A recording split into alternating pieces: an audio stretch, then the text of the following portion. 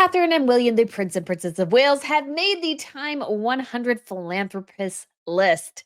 Yet Prince Harry and Meghan Markle, despite trying to endlessly portray themselves as doing some sort of good for society, have not made the list in the slightest. I doubt there was even much consideration of them, despite Meghan Markle being at the Time 100 summit just a couple of weeks ago. When it comes to real power, everybody is attracted to the monarchy. Harry and Meghan are the butt of the jokes. They are not the people actually the world goes to find solutions to problems. They're people who the world is hoping desperately sort of goes away and accepts their level of achievement is basically being glorified influencers. That's Meghan Markle's level. She just can't totally accept that. However, there is something I would almost argue sort of sinister in this Time 100 list, which again proves that part of the reason Harry and Meghan, you could say, have succeeded somewhat in the United States is a basic lack of understanding of the British monarchy.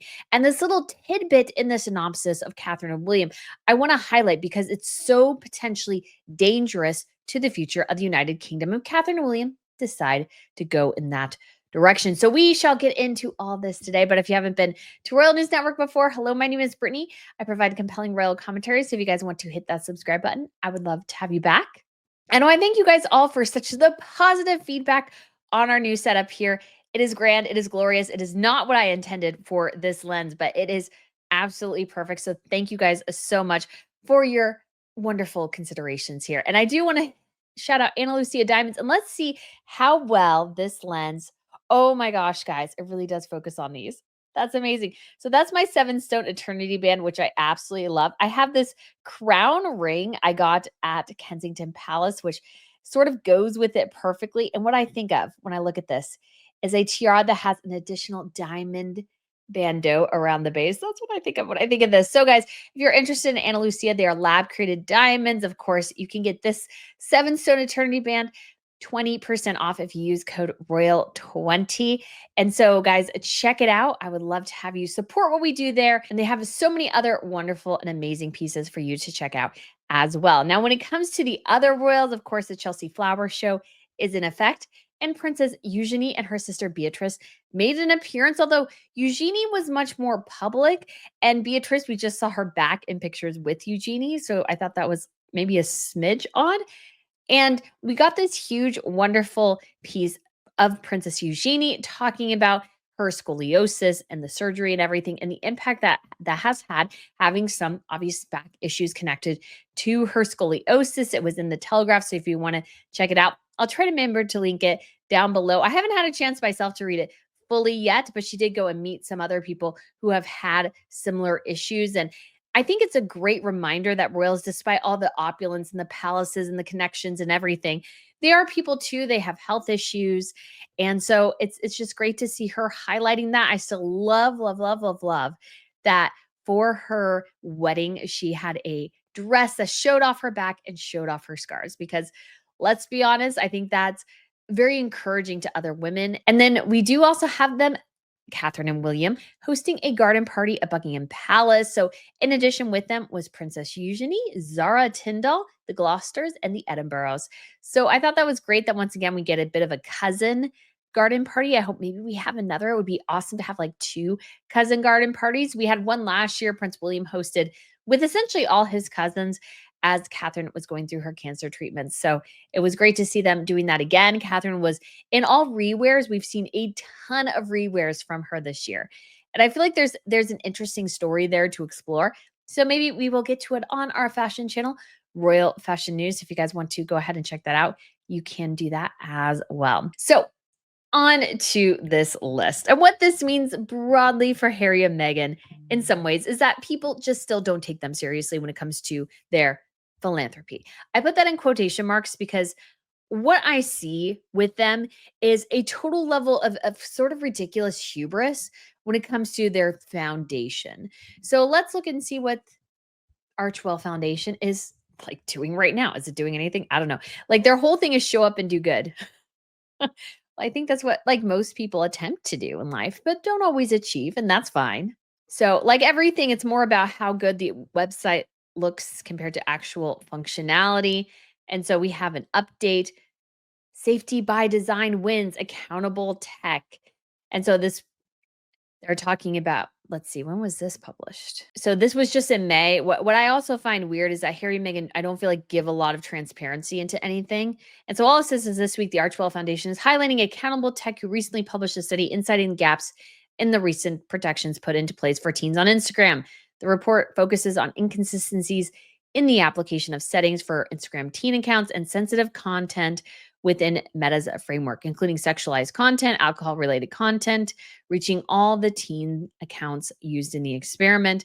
The study highlights how important it is for platforms to allow data access for independent researchers to both assist in improving effectiveness of safeguards and ensuring enforcement of safeguards and regulations to the extent they exist can be comprehensive. So this goes all along in Meghan and Harry's sort of desperate attempt to try to censor people like me and others from talking negatively about them. That's what this whole thing is about. It is a self-serving enterprise.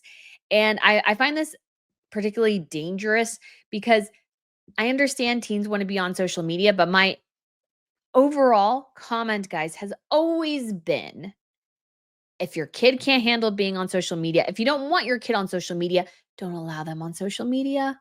That's just a simple solution to this problem. But it's the one Harry and Meghan like refuse to acknowledge, which I find very, very annoying. So that's all we have. We have a happy Mother's Day, which I totally missed, talking about the moms who have lost their children. Did Meghan highlight that though on her social media? Because one of the things I talk about pretty much constantly, guys, with Harry and Meghan is their disconnect. The social media of Meghan doesn't seem to connect with anything they're doing. So Meghan didn't post this happy Mother's Day thing. Why didn't she? Of course, it lifts up other women and she doesn't really want that.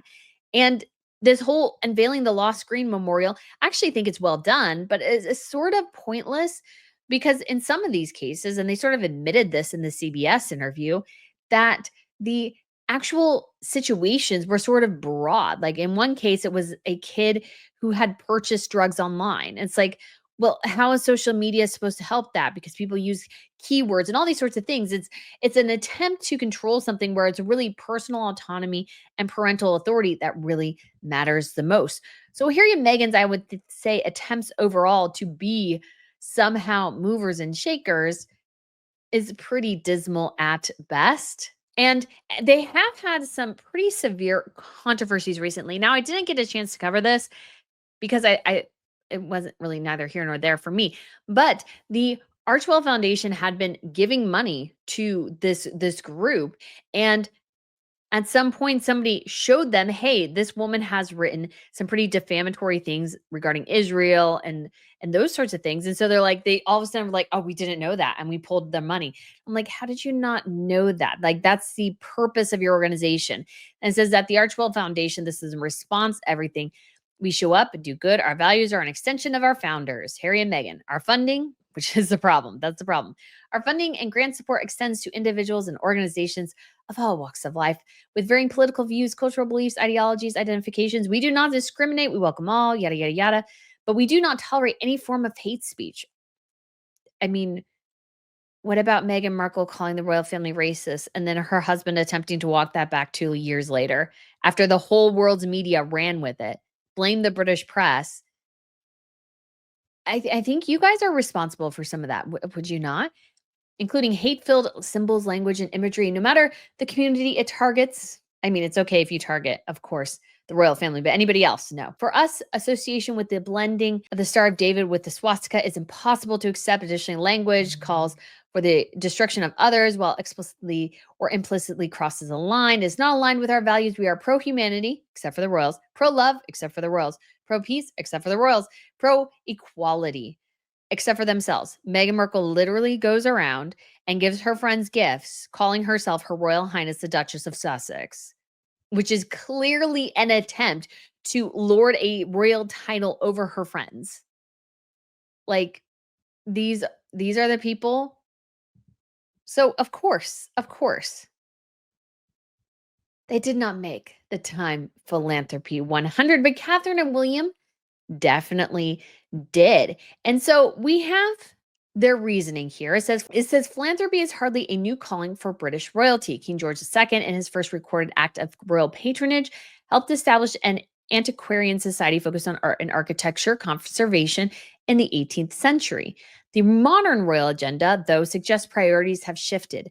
Prince William and Catherine, Princess of Wales, are less concerned with cultural preservation and more in tune to social issues, tackling homelessness, rural mental health through their Royal Foundation, and spotlighting innovative solutions to climate change through the Earthshot Prize, an environmental award founded by Prince William in 2020. It's more about impact philanthropy, collaboration, convening, and helping people, the prince told the BBC. Crucial to the Wales's approach is aligning social imperatives with the sound business strategies and building corporate alliances to expand their reach. To support her Shaping Us campaign, which champions well-being initiatives for children 5 and younger, Catherine convened a business task force that included Lego Group and to assess impact consulting firm Deloitte. Last spring, the group published a report concluded investing in early childhood programs could yield an additional 45.5 billion for the UK economy annually. The finding spurred task force members to commit millions towards these initiatives. And Times owners and co-chairs Mark and Lynn Benioff have supported the Royal Foundation. Okay, now I'm curious here. We got to double check something here real quick. Okay, it's not the CEO woman, but that's sort of funny. So this is part of the reason why they're there. And of course, Meghan would be incensed by this because this is what she wants. A glossy feature in Time magazine. I mean, they achieved this just a couple of years ago. A glossy feature in Time telling everybody they are the Time 100 Philanthropists. Because Meghan's thing is being a founder, a philanthropist, a entrepreneur, whatever, investor, what have you. She's a dolphin investor, guys. Never forget.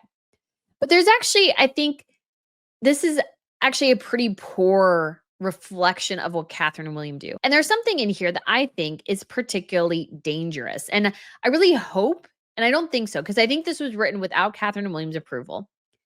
But there's something in here where I read this and I go, that's actually really problematic if that's something they're not focused on in the slightest. And so I'm curious if you guys caught it. But it is this right here, are less concerned with cultural preservation.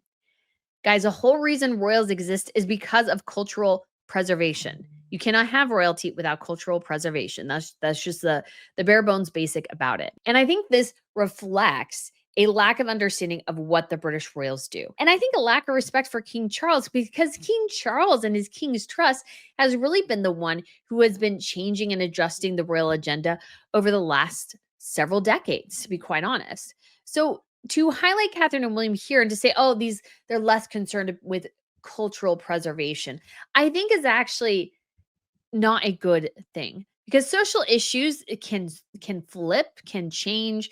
There's sometimes where people who are not as invested in those social issues as other people, but culture is important. The whole reason that the British monarchy is there is that it actually represents British culture. They are an extension of British culture. That is why royals exist. And so when I saw that line, I was like, okay, Time magazine, you just don't get it. They don't get it. Most of the, I would say, foreign media outlets don't. And it comes back to something where I think is that there's sort of a hatred for Western civilization in certain segments of the population because, oh, Westerners were bad. They were colonizers and they started wars and all these sorts of things. Westerners bad. And from a historical perspective, every culture on earth, every empire, what have you, we've all had our issues. Let's be fair about it. We all have our problems.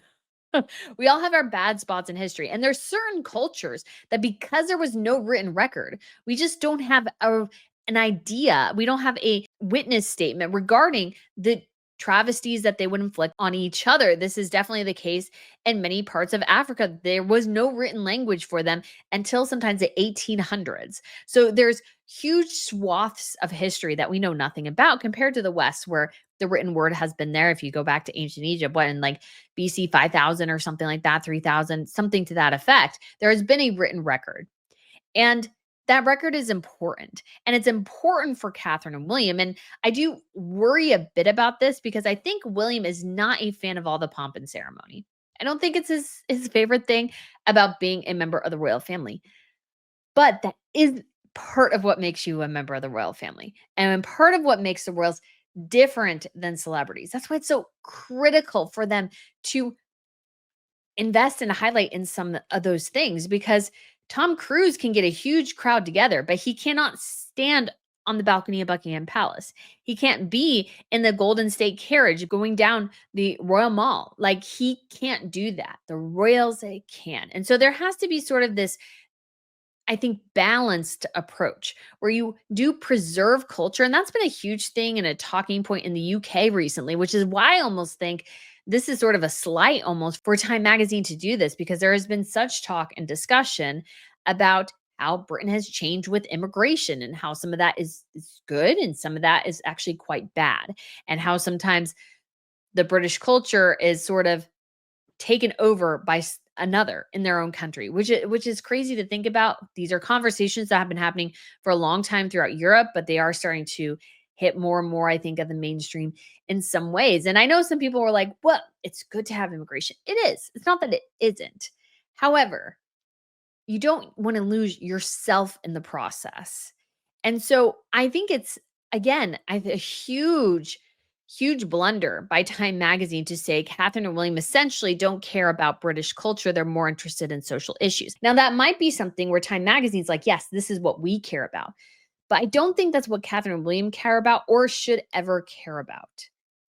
I think part of William's initiative, especially with helping farmers in Cornwall, is a reflection of the fact that farming has been a huge cultural piece of British history for centuries, and that must be preserved. It must not be taken over by outsiders. Like, let's help our local farmers. That's a huge, good initiative. And Time Magazine almost sort of pushes against that in a way by suggesting, well, they're more interested in social issues than actually preserving the cultural heritage of their country, which again is the only reason why they are the Prince and Princess of Wales. It's so incredibly important, guys. And so while it is a great honor for them, I'm sure really, really bugs Harry and Meghan, well, particularly Meghan. I wish they had reflected some of Catherine and William's achievements a bit differently. So let's compare this to Prince Harry and Meghan Markle, because I think Catherine and William's organization has done exceptionally well at a critical feature of everything, which is creating building blocks. The Royal Foundation did not demand that the world accept it overnight. They say, we've established this and we're growing as our interests grow and cement, as we have more opportunities, as things come up, we kind of grow this organization organically. And because they've grown it organically, have done good works over a period of a decade plus, now it is getting recognized. Now people are seeing it as an authority on particular issues. Whereas Harry and Meghan have done everything in reverse. They establish this organization and then demand that they are seen as experts on particular issues. Like, when you look at Meghan and her being an entrepreneur spiel, like, she's at the very beginning, acting a bit in some ways like she's an expert. Like, she'll go and say, oh, I made mistakes and stuff like that. But she's also wanting you to take her seriously as an expert in business. She did a whole podcast, Confessions of a Female Founder, which totally flopped, by the way, in part because Meghan, I think, wants to be treated as an expert when she doesn't really know anything and hasn't done the Catherine and William thing, which is very smart, which is slowly building your credentials over time. And that's exactly what Catherine and William have done. And I think it's a shame that Time Magazine, again, pulled out this, well, they don't care about the culture bit quite as much. And I find that to be abhorrent, to be quite fair, because that is their job, is to be representatives of British culture. And yes, they can do the royal thing in different ways, but they can't forget that core aspect of their work, which is that Britain and England, Scotland and Wales, Northern Ireland are all part of a country called the United Kingdom, which represents a cultural heritage 2,000 plus years in the making, and is particularly 1,000 years since, of course, William the Conqueror came over from Normandy and sort of established what we could call the new, more official line of the British monarchy. It started with William, and it's going to keep going to another William, and hopefully far beyond that. And that cultural heritage, that's what makes royalty so cool. Time magazine denounces it, shows again how the American media doesn't get the British monarchy. They want it to be what they think. They have, you could argue, let's say, a more liberal bent, and they're hoping that the royals fall into that. But that's not the royals' job. Their not job is not to have a political bent at all. Their job is to represent their country and represent it without, you could say, any reservations, because to be British is to be magnificent, in my opinion. And that Harry threw it all away and is attempting to kind of adopt a American accent shows you how flimsy him and Meghan are. They're willing to do anything to get a smidge of support and attention, and their organization is failing as a result because they jump to conclusions. They want to be taken as experts when they've barely gotten the organization off the ground, whereas Catherine and William have done the hard work and now can reap the rewards. So, guys, thank you so much for watching. Let me know what you think of my take on this. I'd love to get your thoughts, and I shall see you again soon. Bye.